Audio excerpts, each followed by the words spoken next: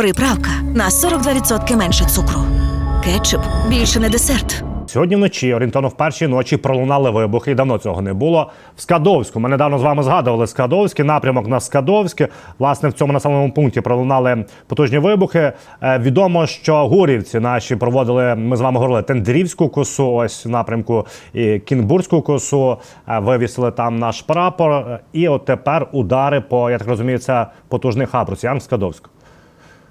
Освобождение Крыма начнется с освобождения Скадовска. Скадовск сам по себе это порт морской, через который идет достаточно серьезное движение военных грузов. И потом они со Скадовска, вот посмотрите, там трасса идет, со Скадовска на Голую пристань, дальше на Олежки, и она потом пошла вдоль Днепра в сторону Новой Каховки. Так называемая рокадная дорога, рокадная трасса, вот она снабжает российские войска на левом берегу, основные. А вот основной поток военной амуниции идет именно через порт Скадовск.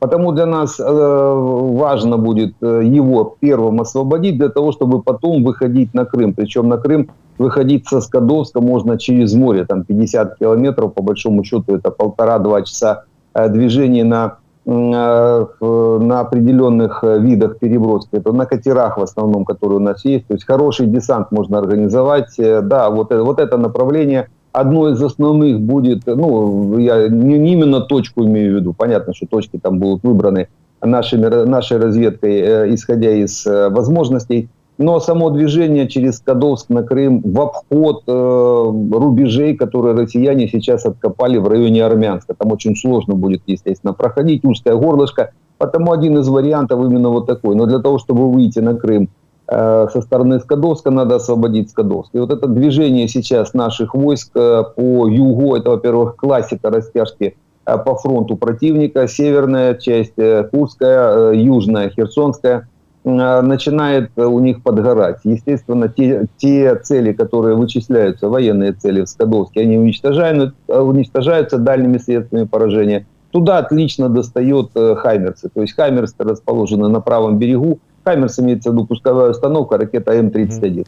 Да, там расстояние как раз позволяет километров до 70, то есть «Хаймерс» идет больше 80, как раз на излете идет точное уничтожение российских военных объектов. Потому вот это продвижение, мы сейчас видим активность наших, особенно спецслужб, Главного управления разведки, сил спецопераций, морской пехоты, военно-морских сил на этом направлении, Кінбурзька коса и Тендровская коса. Тендровская коса, кстати, как раз входит, соединяется с материком где-то в районе Железного порта и дальше Скадовск. То есть вот это видно, да, вот это движение. Почему мы и выходим на Тендровскую косу и, естественно, Кінбурзькую косу пытаемся взять под контроль. Это как раз спецслужбы. Но общее направление это вот это. Причем для поддержки со стороны авиации достаточно будет вот именно только на этот треугольник, если его освобождать, достаточно будет одной эскадрильи самолетов, тех же F-16. Они, в принципе, под контроль могут взять эту часть и создать такое серьезное воздушное преимущество на этом направлении. Одна эскадрилья, 12 самолетов справится с этим, в принципе, без больших проблем. 3 звена, каждый возьмет на себя определенную роль и поддержку с воздуха наших операций. Потому не исключая возможности, что одна из операций даже этой осени, она будет именно направлена вот по этому направлению. Но это то, что мы, в принципе, ждали и в прошлом году, когда было подготовлено контрнаступление, россияне тогда сорвали наши действия по форсированию Днепра подрывом Каховской гидроэлектростанции. Тогда они подорвали Каховскую ГЭС, и зеркало воды на несколько километров практически перекрыло возможности наших действий, потому действия начали в сторону Токмака. Но никто не отменял самой идеи наступательных действий, так как она практически просится на стол для выполнения в Генштабе. И я думаю, она будет какое-то время она будет осуществлена, потому что это оптимальный вариант освобождения Крыма. Ви неймовірні. За короткий час було зібрано половини потрібної суми. Про що йдеться? Про те, що потрібно автомобіль Л-200 бійцям 93-ї бригади «Холодний Яр». Ціна питання – 240 тисяч. Зайвий раз не буду повторювати, наскільки важливий автомобіль для того, аби міняти позиції, допомагати побратимам. Та й загалом автомобіль на лінії бойового зіткнення – це дуже потрібна річ, але, на жаль, це є розхідник. Тому давайте 50% суми вже зібрали, ось QR-код. Хто скільки зможе, закриємо потреби нашим героям з 93-ї бригади, аби вони отримали цю автівку. Пане Романе, так, ви згадали про авіацію, також з'явились кадри, що наша авіація працює на півночі, знову ж говоримо про Курську область. Заявлено, що це політ Су-27 в районі Сумської, на кордоні Сумської області з Росією. Чи може це бути свідчення того, що засоби ППО також добре ешелоновано розставлені, що наша авіація може працювати на кордоні з Росією в Курській області? Есть мои сослуживцы и мои подчиненные, мои друзья с моего училища и служили. Они летают до сих пор на Су-27, естественно, летали. И в 22 году, так вот, ребята работали по Курской области еще в 22 году, когда россияне заходили на нашу территорию с этой стороны. Потому для нас, так сказать, работа по российской территории, для наших авиаторов, это не в новинку, это точно. Там довольно-таки неплохая местность для контроля с воздуха. То есть, особенно на предельно малых высотах, россияне практически не видят наши войска, так как плотность российских войск сейчас очень маленькая.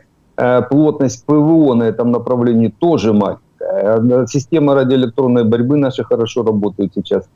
Поддержка с воздуха есть, раз уже Су-27 опять начал летать, это тяжелый многофункциональный истребитель. Это значит, у нас с точки зрения ПВО на этом направлении созданы условия для полетов, в том числе и Су-27. Почему? Потому что Су-27 это хорошая цель, ее хорошо видно на... Это большой самолет, и в 2 раза больше того же F-16 по площади. И его хорошо видно на локаторах зенитно-ракетных комплексов, вообще на локаторах радиотехнических войск. Потому раз он летает, значит, этот механизм уже у россиян выключен. Есть возможности выполнять эти задачи. Не удивлюсь, если там появятся и F-16 под уничтожение ПВО противника. А может быть, они уже там и отработали, потому что часть зенитно-ракетных комплексов, локаторов РТВ была уничтожена, скорее всего, «Хармами». Но «Хармом» оптимальный вариант работать, конечно, с F-16. Но это теоретические догадки, которые могут быть. То есть это не утверждение определенное, но это могло быть. Пане Романе, і по наших партнерах Київ відвідали сенатори, що важливо зазначити, 2 сенатори, республіканець і демократ, Лінсі Грем та Річард Блюменталь. І от Лінсі Грем сказав наступне про Курську операцію: історично, блискуче, красиво. Ну і, звичайно ж, почали говорити, як можна підсилити загалом наступальні дії на Курську і не лише. Згадали про яких ми з вами говорили, пане Романе, про пілотів, пенсіонерів F-16, ті, хто мають величезний досвід, багато годин нальоту, що саме їх можна залучити в Україну для того, аби використовувати як пілотів F-16. У летчиков идет определенный учет налета, учет годов, то есть лет службы, причем по некоторым позициям год за 2, особенно реактивные, если боевые, год за 3. Потому иногда летчики в 33 года уходят на пенсию, так называемую, с 27 годами выслуги. Вот я в свое время в 33 года первый раз уходил, 27 лет выслуги. Счетчик идет такой, год за 2, год за 3. Потому летчики, которые ушли на пенсию, это не совсем пенсионеры в прямом смысле слова. Да, они получают определенную пенсию, денежное содержание в основном исчисляемое из последней зарплаты. То есть примерно, вернее, денежного содержания. Примерно где-то от 70 до 90% денежного содержания в зависимости от выслуги лет летчики получают, да и в принципе любые военные, именно так это рассчитывается, получают уже после выхода или в отставку, или, допустим, в запас. После выхода в запас летчик получает вот это денежное содержание, пусть ее назовем пенсией, почему-то называют пенсионеры, но это немножко не так. Почему? Потому что вышедшие офицеры в запас, они все равно стоят на учете, они, естественно, становятся в определенном порядке на службу, дальше призываются, если они нужны. От летного состава в мире очень много. Уходят в отставку, в запас или переходят на другие виды работы, ну, где-то в районе 40 лет. В районе 40, то есть 40-45, а по большому счету выполнять эти задачи можно 5-10 лет. И летчики могут эти задачи выполнять, если их привлечь. Но для этого надо определенный механизм. Почему? Потому что летать, допустим, на типах самолетов можно только имея определенные лицензии, разрешительные документы, исходящие даже из правительств государств. То есть, допустим, для того, чтобы привлечь летчиков американских, для этого надо разрешение правительства американского, то есть, естественно, это прерогатива президента американского. Без этого они просто не имеют права садиться на самолет, и никто их не посадит. Потому вот такое действие, его надо проталкивать через Белый дом.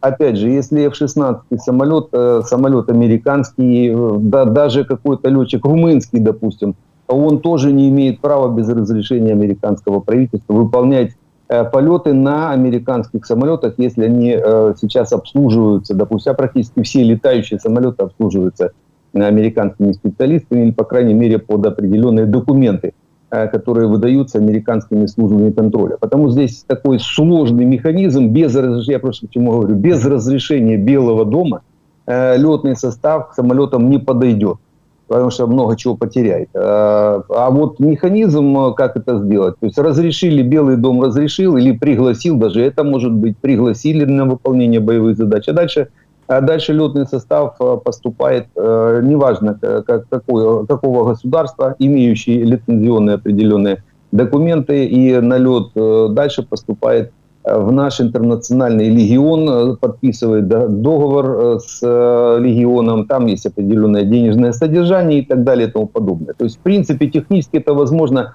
У нас уже тысячи специалистов с большого количества стран мира выполняют эти боевые задачи. Причем на линии фронта, на обслуживании техники очень много. И так же само по самолетам. Летчики могут выполнять боевую задачу в воздухе, а обслуживать самолеты также могут специалисты всех стран мира, у которых есть определенные лицензионные допуски к обслуживанию самолетов. То есть этот механизм, он для нас очень интересен. Почему? Потому что, в принципе, мы можем получить уже готовых специалистов, которые на нашей территории будут учить еще и наших специалистов. И летчиков в том числе, потому что очень много инструкторов, тех же F-16. Летчик-инструктор, у него есть все допуски к выполнению боевых задач одиночно, и у него есть допуски к выполнению инструкторских полетов для обучения других летчиков или переучивания, и есть допуски давать разрешение на тренировочные полеты. Это целый процесс. Тот же Браун, сейчас начальник штабов этих генеральных американских, он тоже бывший летчик-инструктор F-16, Чарльз Браун, генерал. То есть вот такие механизмы, они могут быть запущены, и то, что сенаторы об этом говорят, это такой неплохой знак.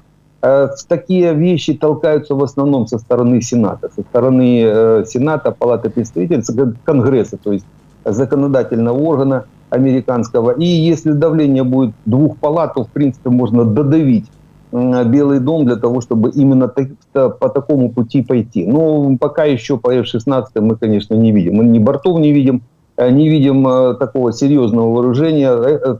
Хармы — это, так сказать, то, что мы уже работаем третий год. Для нас это не новость. Ни Хармы, ни Хаммеры, не остальное оборудование, которое у нас есть, а вот настоящее оборудование, которое могло бы поражать россиян так по-серьезному, те же ракеты «Джазм», так вот до сих пор их нет. Самолеты есть, летчики есть, а действий этих самолетов нет. Идет какое-то накопление, но пока не подключаются, то есть не подключается F-16 к серьезным боевым задачам.